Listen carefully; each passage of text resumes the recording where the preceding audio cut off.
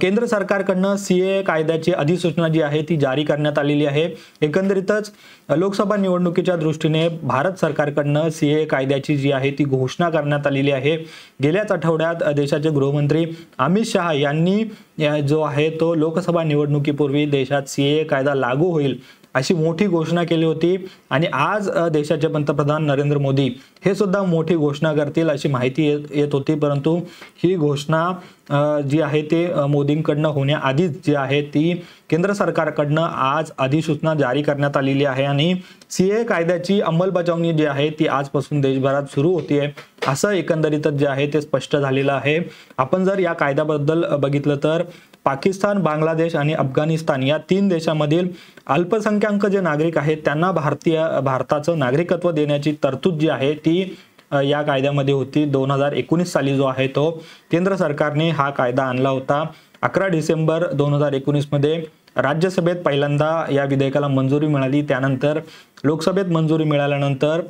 राष्ट्रपतींनी यावरती सही केली आणि हा कायदा देशात लागू झाला होता। परंतु त्यानंतर देशभरात जे आहे ते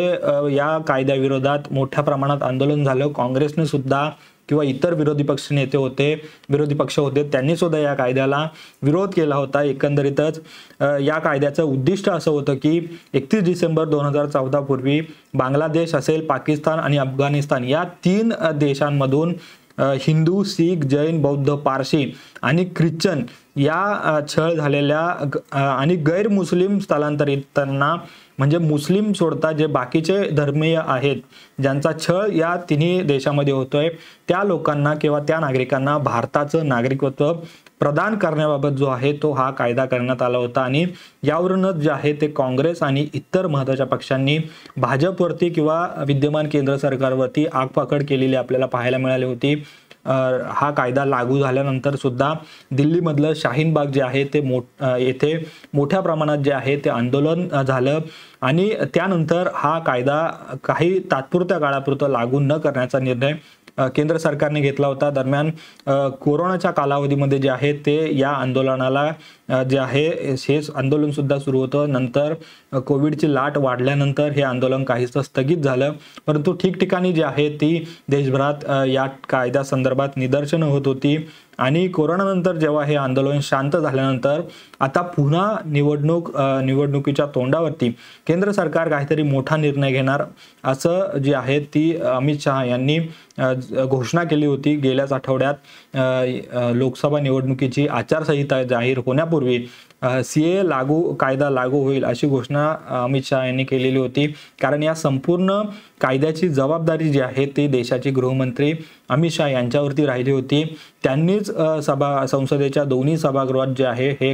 बिल जे आहे ते मंजूर करून घेतलं होतं, हे बिल मांडलं होतं। या संदर्भात विरोधकांनी जे जे प्रश्न विचारले संसदेमध्ये त्याला उत्तर सुद्धा जी आहे ती अमित शहा यांनी दिली होती आणि एकंदरीतच मार्च महिन्यात किंवा फेब्रुवारी महिन्यात या संदर्भात हा कायदा लागू होऊ शकतो अशी चर्चा जी होती ती सुरू होती आणि आज अखेर जे आहे ते केंद्र सरकारकडनं या कायद्याची अधिसूचना जारी झालेली आहे। त्यामुळे एकंदरीतच हा कायदा जो आहे तो या कायद्याबाबत मोठी घोषणा आज केंद्र सरकारने केल्यामुळे आगामी लोकसभा निवडणुकीच्या दृष्टीने किंवा पार्श्वभूमीवर हा कायदा लागू झाल्यामुळे आता काय याचा परिणाम जो आहे तो आगामी लोकसभा निवडणुकीवरती होतो हे सुद्धा पाहणं महत्त्वाचं ठरणार आहे। दरम्यान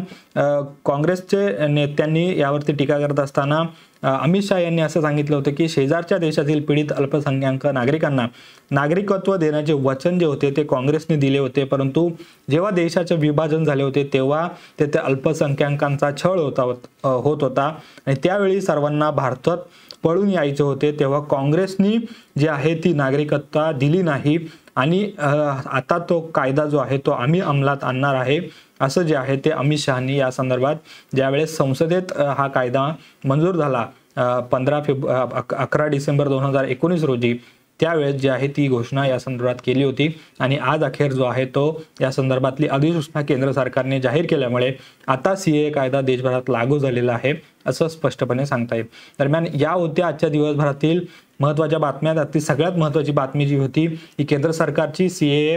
ची घोषणा असेल त्यानंतर महाराष्ट्राच्या राजकारणाच्या दृष्टीने अजित पवार गटातील नेते भाजप सोबत जाऊ शकतात, ही सुद्धा जी आहे ती महत्त्वाची बातमी होती। दरम्यान अशाच महत्त्वाच्या बातम्या आम्ही तुमच्यापर्यंत घेऊन येत असतो, त्यामुळे देशभरातील आणि राज्यभरातील राजकीय घडामोडींचे अपडेट आणि इतर महत्त्वाच्या घडामोडींचे अपडेट जाणून घेण्यासाठी तुम्ही आमच्या महाटॉक्स या YouTube चॅनलला सबस्क्राईब करा आणि फेसबुक पेजला फॉलो आणि लाईक करा। धन्यवाद।